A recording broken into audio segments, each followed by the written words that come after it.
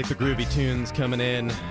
Welcome back to Cairo Nights. My name's Saul Spady. I'm filling in for Jack Stein. You, of course, are the audience. If you've never listened to one of my radio shows before, I used to be a fill-in host. Well, actually, I was a full-time host over at KTTH in the mornings, and my pride and joy was if you texted in to 98973, that's our text line here in the Carter Subaru Studios. If you texted in, I'd text you back, and we would have what I would call a conversation. I believe that when we push for change, when we push for action, when we push for what I would call an engaged community, it requires those to be willing to have a rational conversation, to what I called rationally oppose sometimes the policies that maybe we disagree with. But sometimes you can't really be rational when you're dealing with politicians that I believe are pushing what I call a corruption of incompetence. What does that mean? Corruption of incompetence. What is incompetence, right? It would be incompetent to consistently say, I am not responsible with or for the homeless people who, let's say, throw rocks off of the freeway. And Shane, I may be on or off here. If I hit PC on, will that allow me to play something from my computer over here, or what's the trick with that? I got it right here for you. You're ready to play when you are ready. Yeah, we got our mayor, Jenny Durkin. She was talking with Brandy Cruz, one of the best reporters in the city on Q13 Fox. And I'm not saying our mayor is corrupt, but I will say her incompetence is pretty clear here. You know, the more people you have in and around a highway, the more dangerous it is for a number of reasons. It's why we've been working with and pushing the State Department of Transportation to really take responsibility for our freeways and the people experiencing homelessness there in the encampments. So this is a great, we are pushing the State Department and then the highway group to take responsibility for all these homeless tents in my city that I am mayor. That sounds incompetent. Is it corrupt? No, but if people end up getting hurt, it has got shades of corruption because you could have done something about it. Ironically, that's so similar to what the mayor says about the homeless encampment in front of that school. It's like, well, we would really want to do something here, but, you know, it's the school board that's really made it hard for us to clear this encampment. Let's go back to our mayor inspiring us to how we can take action. And we're hoping that we'll see more progress on that front. The State Department of Transportation is able to do what we do on our lands, which is do outreach, get people in. What we do on our lands, Jane? Oh, our lands? We're doing so well on our land. Like, again, wait, no, it doesn't count that school. That's the school board's lands within Seattle. I-90, those aren't our lands. That's the State Department of Transportation's lands in the city of Seattle. But don't worry. I'm just incompetent. This is why we live in a corrupt environment, because we are tolerating incompetent politicians and we eat up like it's just my favorite breakfast cereal, the drivel that they spit out. Places remove the dangerous encampments. So we'll continue to work with them and push them on that front. So are there any encampments along those areas that are the jurisdiction of the city? Almost all of the encampments that are right in those around the freeways are on State Department of Transportation lands. We tend on the buffer zones and sometimes even on State Department of Transportation lands work to mitigate safety concerns, but really the majority of those are in state jurisdictions. And it's a complicated process sometimes because if you've seen it, sometimes you have to cross a highway to get to the right of way that is where there's people camping. If someone dies in one of these incidents, do you think that will hasten the government's response to address the issue? I really hope we don't have to get there. I know the State Patrol is taking it seriously. I just really hope we don't have to get there, Shane. What do you think about the idea of somebody dying in one of these homeless encampments? Haven't we already got there, folks? Are we really sitting here listening to the mayor of Seattle say we hope we don't get to a situation where somebody who is homeless dies on our watch? Are we really going to eat up that BS. And this is an issue. How do we get into a situation where we have corruption of incompetence, where homelessness is rampant, but we pretend like there aren't people losing their lives outside, where, let's say, people are throwing rocks off the freeways, but we pretend like we can't do anything about it, where taxes are getting so expensive that people can't even live and afford to be in the city? Who is to blame? It's a group of people. You, the listeners, are part of this. The politicians are part of this. The parties that drive our state's battles, if you will, for political office are all accountable. But it's such a frustrating situation right now because we aren't holding people accountable when they become up for when they come up for vote. It's this very consistent system where we let our mayor say pretty much blatant lies and then just act like there's nothing that can be done there. This is so similar to why we had Ann Davison on earlier to talk about the city attorney's race. The city attorney for 12 years has said there is nothing he can do. There's absolutely nothing he can do to help those who are addicts on our street. There's absolutely nothing he can do to deal with the rise in crime. There's absolutely nothing he can do to try to help people get sober. We are part of the corruption of incompetence because we start out by allowing politicians to lie to our face, and we don't call them out. The political parties, yes, Republicans and Democrats are accountable for this because they keep on putting up politicians on the Republican side. They still argue about gay marriage. They still argue about a woman's right to choose. They still want to mention that I'm not allowed to smoke cannabis. And then they'll get into homelessness. Then they'll get into how we can help minorities and low-income people become first-time homeowners. But they're not actually leaning in to what I call the demilitarized zone of politics, the really strong conversations, the rational opposition that might drive us forward. And yes, the Democrats are as responsible because they are literally lying to you on the daily. They're trying to just massage your shoulders and say, oh, it's not that big of a deal. I hope we don't get to a place where there are homeless people dying outside. It is corrupt to say that because it's a lie.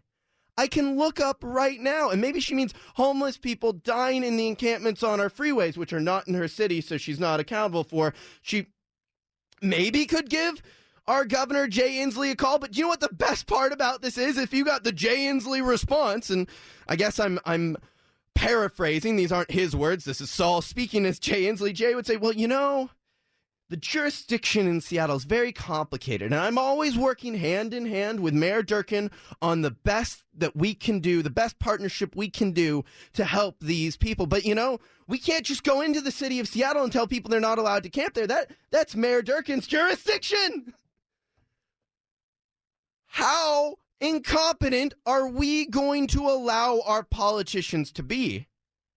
At what point will we as conservatives call out Republicans for constantly running people that won't engage on the issues that matter in Western Washington that could actually win somebody governor? How long as Democrats, and I have a lot of friends that are Democrats, are we going to tolerate people like Mayor Durkin who literally lie to you and say there is nothing they can do? Like our governor, Jay Inslee, who's on his third term of lying to you about homelessness, on his third term of consistently ignoring the issue. At the end of his 12-year run, homelessness will be so much worse than it was when he started. This corruption of incompetence occurs because you, the voter, have at no point said, you know what? I actually hold Jay accountable for this homelessness. I actually hold the Seattle City Council accountable for the issues at hand. I actually will mention that over the 12 years that Dow Constantine has been King County executive, we have actually made almost no progress. We are fools. We are part of this corruption of incompetence together here on Cairo Nights if we believe incumbents are going to get us out of this mess. There are some text messages. I think there are some people who want to get engaged with this conversation The 360 writes, unfortunately, we get a choice between a giant, swear word and another swear word sandwich. So we're choosing between... Very colorful text message. Thank you, 360. Yeah, Seattle is ridiculous. Yes, 206. Don't you live there? You're from the 206. Maybe we can change it together. The 206. Oh, somebody's defending her. She was asking if someone dies from the rock throwing, not living in the camp. At least that's how I heard it. I agree with you about the incompetence. Do you think I misheard that? She was talking about, what if somebody dies from the rock throwing, not the camps? I mean, I caught a little bit of both of it. I mean, it's kind of both two and the same if you really think about it. People's lives who are general citizens and people who are living in our great city obviously are being put at risk. One obviously might be the perpetrator, but as well, it can work both ways, I feel. Well, and this is like the 40th rock. This isn't rock 1 or rock 2 or rock 3 or 4 or 5. It's how many strikes do we get in this city? How many times we knew somebody was throwing these rocks off of the overpass? At any point, somebody could have gone in. We just arrested somebody. And let's be honest, we're going to see more rocks because if you're homeless and you have no repercussions, if the rules are different for me and you, Shane, compared to somebody who's living off the freeway, they will never stop until there is a change in how we run our city, and how we vote in our politicians, and how we even have conversations with each other about these issues, because we have gotten afraid. When you listen to the mayor of Seattle one more time pontificate and obfuscate and ignore the real question at hand and say, I'm not really accountable for this, Brandy. Why do you bring these tough questions to me? The more people you have in and around a highway, the more dangerous it is for a number of reasons. It's why we've been working with and pushing the State Department of Transportation to really take responsibility for our freeways and the people experiencing homelessness there in the encampments. And we're hoping that we'll see more progress on that front. The State Department of Transportation is able to do what we do on our lands, which is do outreach, get people in safer places, remove the dangerous encampments. So we'll continue to work with them and push them on that front. So are there any encampments along those areas that are the jurisdiction of the city? Almost all of the encampments that are right in those around the freeways are on State Department of Transportation lands. A real leader would step up and say, you know what, even if they didn't have full jurisdiction, a real leader would say, we don't have full jurisdiction on those lands, but this is a super concerning issue. I've been going out there every week. I've been talking with the individuals in that community. We've engaged law enforcement to try to track down the perpetrator, and we are going to do everything we can to solve this problem, even though we don't have full jurisdiction, because I'm aware of the danger my citizens are in. I'm aware of the addiction and the issues those who are struggling with homelessness are suffering from in this encampment, and I am not the type of person who is going to stay on the sidelines and say this is somebody else's fault. Now to the actual mayor of Seattle. We tend on the buffer zones and sometimes even on State Department of Transportation lands work to mitigate safety concerns, but really the majority of those are in state jurisdictions, and it's a complicated process sometimes because if you've seen it, sometimes you have to cross a highway to get to the right of way that is where there's people camping. If someone dies in one of these incidents, do you think that will hasten the government's response to address the issue? So the listeners are right. Brandy is asking a question about what happens if a citizen dies. It's just why, I mean, and not to say why that matters. Everyone's life matters. But why did it have to come to this point where a homeless person is potentially putting a regular citizen at risk that we have to ask and act like life matters? I mean, this is something that Jack gets into on the show all the time, right? If you're an addict on the street, we should treat your life as precious as we treat somebody who might be put in danger by that rock. Now, one person might be the criminal, the thrower here, but it doesn't matter. We should not wait until this point to where the encampments are putting other people in danger. We should have never gotten so far in that we lost track of the fact that those who are in the encampments are in danger from each other. There are women selling their bodies. Do not lie to yourself and think these encampments are a hunky-dory safe place. You sell your body for drugs. There are drug sales everywhere. There is such a deep proliferation of amphetamines and meth in our city and in our state, and it is because we have no accountability. We have no caring for the state of life, whether it is the homeless person or, in this case, to the question that Brandy Cruz is pushing on, to the life of the citizen who's actually paying for the right to use this freeway. And, well, I really hope we don't have to get there. I know the State Patrol is taking it seriously already, as is Seattle Police Department. So we're trying to avoid that kind of tragedy. And are already working on it. We're working on it. Shane? Work in progress. Seems like it's a real common theme here in Seattle. Oh, it is. It is. I did a text. I kind of like preceded the text line on my Facebook page, and I asked people what we should talk about. Ann Davison was one. The hurling of projectiles onto the freeway was this. Multiple people, somebody on the right and the left, asked me about that. Another individual asked us if we could get into a real pathway to help those who are homeless, maybe 6 months of sobriety, a solution, and we can maybe talk about that. One of my favorites, City of Seattle, wealthier than almost any city in America. Why our city doesn't have enough money to pay for the lifeguards at the Seattle beaches? Another question, why does our county not have enough money to pay for our courts to be in order so they can deal with family issues? There's such a backup in the King County courts because Dow Constantine will not pay for it. But the real corruption of incompetence, these politicians are a reflection of what we require. They are what we've asked. Jenny is saying, Mayor Durkin is saying what she thinks we want to hear. I'm working on it, but it's just so hard, and it's really not my jurisdiction. We allow these politicians to keep getting elected with empty words and no solutions. There is an opportunity to be a different city, a better city, but it's going to take some just gut check on who you vote for and why you vote for them. That's all I can say. It's ignore Democrat and Republican. This is not national politics. This is your local home.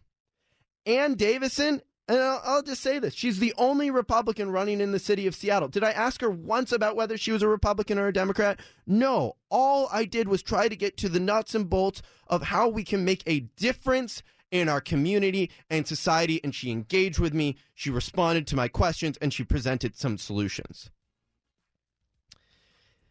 It begins with all of us on both sides of the aisle being bold enough to step into the demilitarized zone that is tough local questions. Why is there so much trash on the street? Why is addiction so rampant? Why do we have so little affordable housing, even though all of our politicians say our government's at work and it needs to build more? It's because we're allowing empty platitudes. There is a clear corruption of incompetence. We're a part of it. Let's be smarter as voters. Let's just have a good time tonight. It's Cairo Nights. Text in 98973. Thanks for joining me. My name's Saul Spady. You, of course, are the listeners. And, well, this is the radio show. We'll be back soon.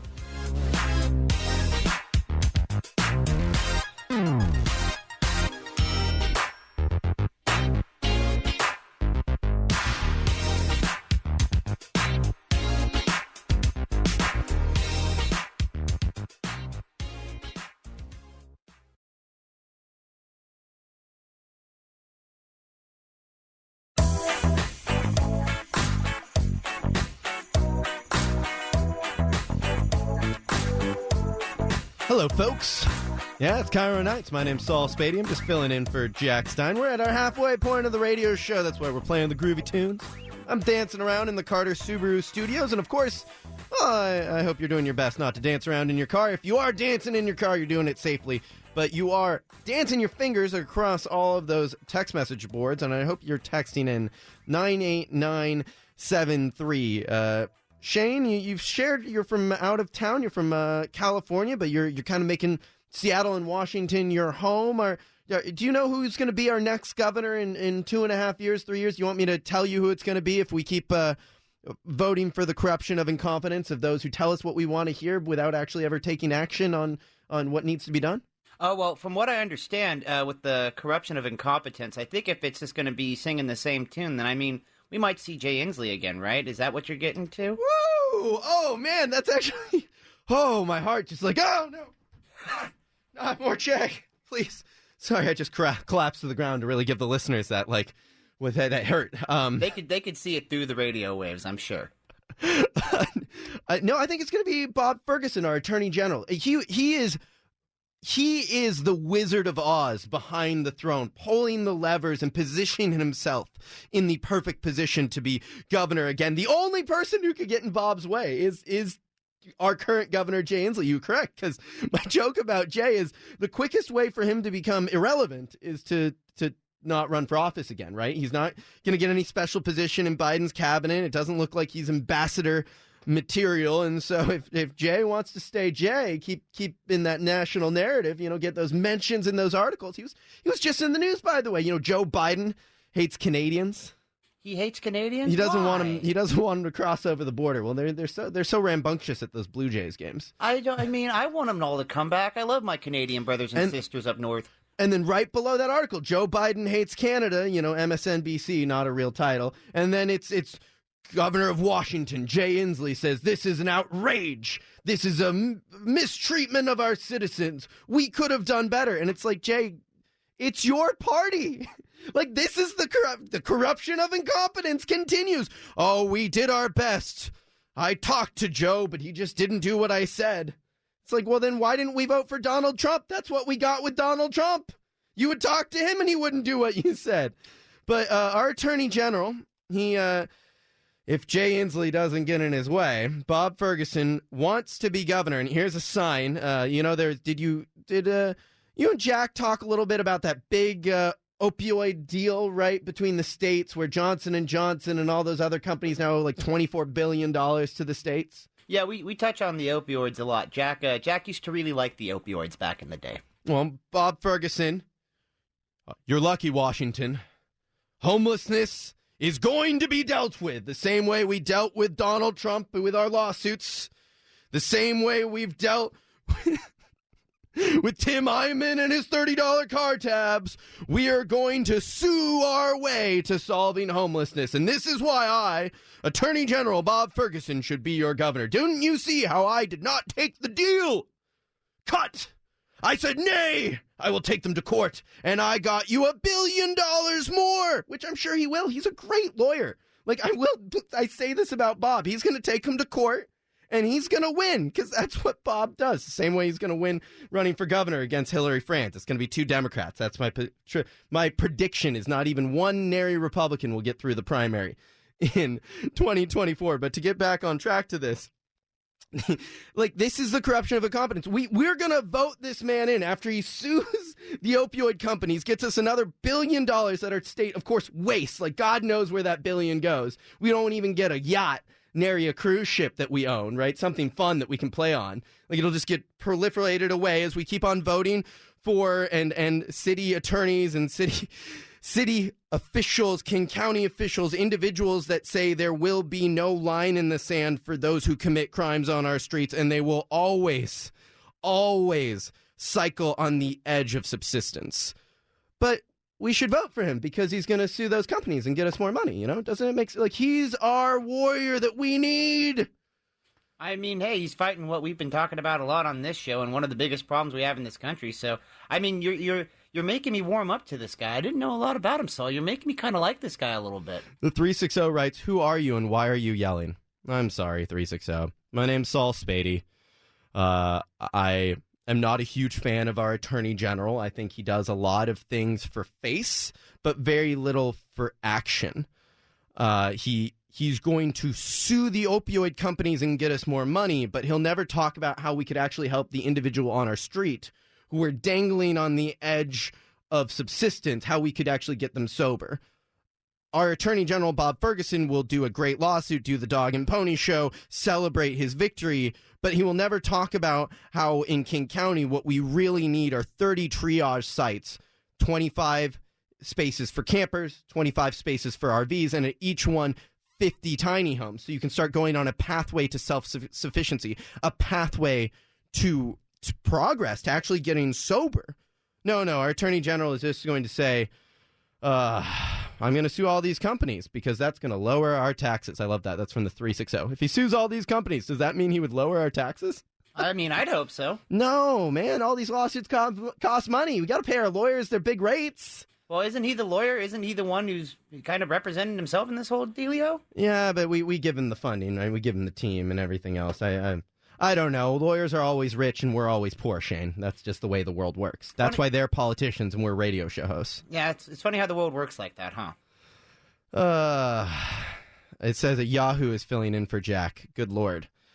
I guess I'm a Yahoo. I do have some issues with our Attorney General. It's because he, like so many of our politicians, likes to tell you what you want to hear, but he's not actually willing to put forward real solutions. And I get it. If you're a lawyer listening, you do good work. You make a difference in your own way, but we are just not going to make a difference following a lawyer's path and solution on homelessness, especially somebody who's been around, right? Bob Ferguson was a King County councilman. Bob Ferguson, as homelessness has increased, Bob Ferguson has been our attorney general and completely ignored the revolving door of crime that exists in his state. Instead, focuses exclusively during the tenure of our former president Donald Trump on Donald Trump, and now really focuses on a mix of Tim Eyman and whatever he thinks can actually help move his career forward. We need to have far less career politicians in our state. And whether you are a huge fan of Bob Ferguson, Attorney General, and I'll be honest, as Attorney Generals go, he's probably the most powerful in the country. If you love an AG who takes action, legislates, and uses the Supreme Court to get around, your politicians that you elect in Olympia, Bob's your guy. But do you really think he's going to be the individual that listens to small businesses that need some relief? Do you think he's going to be the individual that goes and talks with companies about how we can do a better job, let's say cleaning up our streets and picking up the trash? Do you think our attorney general is actually going to do the hard work and visit other states to learn about real solutions that can be enacted? No. He likes the easy path. He likes his lawsuits. That is his only way to make a difference. And where and when will we draw the line as voters? Where and when will we say somebody like our Attorney General Bob Ferguson is not meant to be governor? When will we say we need some new blood compared to the old blood that has created the problems we are asking them to fix? There has to be a moment, a shift, where we decide there is a different route, a different way. Other politicians, whether they are Republicans or Democrats, but those who are not going to lie to you, those who are not going to give you lip service, and those who are not going to exclusively use lawsuits to make a difference. Sometimes it actually takes action and engagement and getting to the bottom of a problem. But hey, we got Bob Ferguson at work. We're going to see you in a courthouse. We're solving the opioid addiction problem. Johnson & Johnson, you're in our sights. Either way, this is Cairo Nights. You're just listening to Saul Spady stepping in for Jack Stein. I'm sorry if you haven't been enjoying the show, but hey, we're all a little different. Text in. Tell me you don't like me. 98973.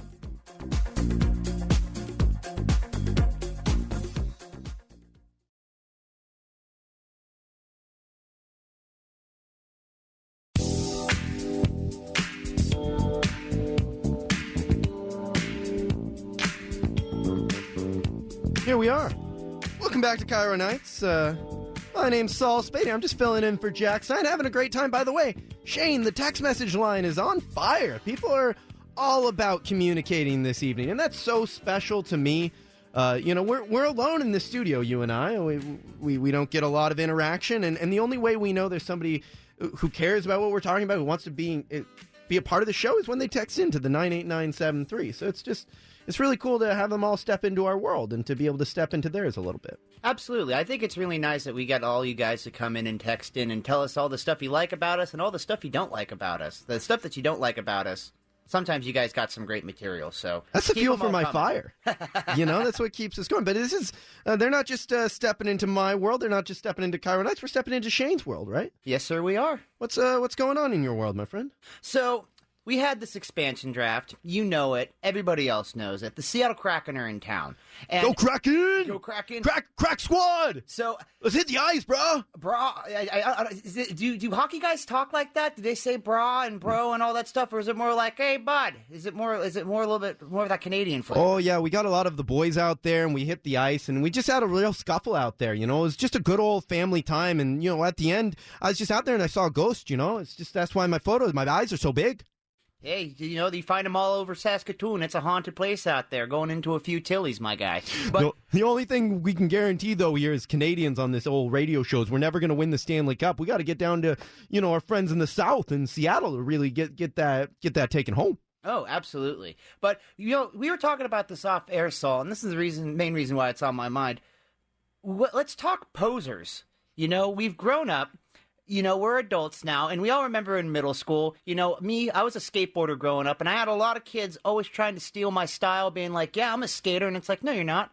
You're a poser. Do a kickflip. Do something. Jump off a rail. Do something crazy. And I was always calling people out for being posers, but the thing is, I have to call myself out, Saul.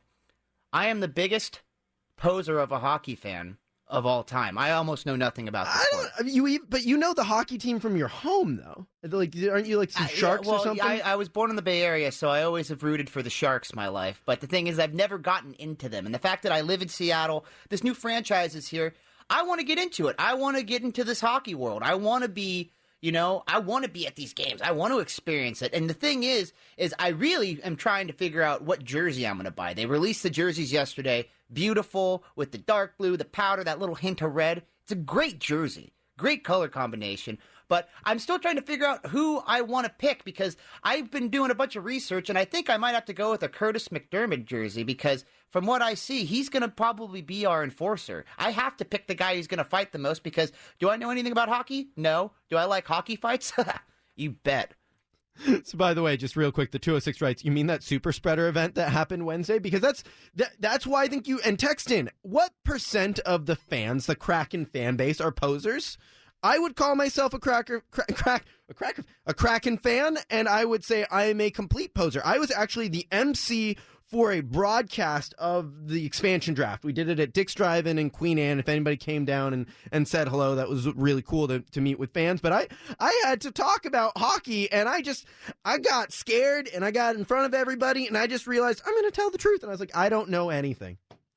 Who else out here doesn't know anything and no one clapped? But then I was like, who out here is a big hockey fan? And like only 20 people out of the 130 clapped. Right? We could have had a crowd of 75% posers in there. And the only thing they had to learn about hockey was my honesty, my admittance that, did you know there's no Hail Marys in hockey? Like, you can't just, like, hit the puck and send it down, and then that's called, like, icing or something. Really? That's illegal? Yeah. You can't hit people with the stick. You can't spear them with your head. That's illegal, too. I know. I've heard of the stick rule. I know you can't. I got in trouble a lot playing, that basketball hockey in high school because I was always that defender picking up the stick and hitting people. And apparently that's not what you're supposed to do in hockey. But apparently if you fly as fast as you can and hit them right as they find a way on a corner near that big plexiglass wall, apparently that's okay. So, I mean, yeah, that's not illegal. Cool. Yeah, that's rad. I'm with that. We cheer that. But like if you hit them with the stick, that's wrong. But either way, I really am curious. Are you listening in? Are you a Kraken fan? And are you a real Kraken fan? Because... And what even is a real Kraken fan? Do you have to be Canadian? Here's a joke. There was a gentleman who drove a very cool car to our event that was just covered with Kraken gear. And on an aside, he mentioned to a member of my team that he didn't know much about the Kraken, and he just didn't want to be told that he was a poser by joining the team late. So I don't know. You know, the one thing that none of us are posing on. We're all a big fan of hockey boys now. Each of those guys, I mean, if you're a woman or, you know, a man who's into men, the 6'5", good-looking Canadian boy gets out there with just his quaint smile and be like, oh, yeah, and, you know, I never thought it was going to be such a big deal down here. You know, it's so cold back home, but you have such wonderful weather. You got all these people out on boats. You really made us seem like we were part of your home, Seattle. You know, I think it's kind of funny. I think, you know, it's kind of weird. Have you ever noticed that all the sports that are the roughest usually have the best looking players? I mean, I'm gorgeous, and I played rugby and got my face messed up for years. And I mean, look at these hockey guys. We're in the same boat, and I'm digging it. I'm excited to see what's going to happen with this organization. I love what you did there, Shane. You connected a 6'5" Adonis of a man to yourself as a Cairo Nights Late Show producer. I'll give you this text message to close us out. Hello, you're doing a fantastic job, Shane. Love your energy and your sense of humor. Always a pleasure listening to Cairo Nights. Makes my evening not so alone or boring. You're beautiful, my friend. You're beautiful, listeners. Wow, thank you. That's really nice. What is that? Christina from Puyallup. Thank you. Shouts out to you. Yeah, it is Christina from Puyallup. Shouts to you. Maybe you got a big fan out there. Either way, I'm a big fan of everybody who's listening to Cairo Nights. Thanks for engaging. Keep texting in 98973. We got a lot more radio show for you.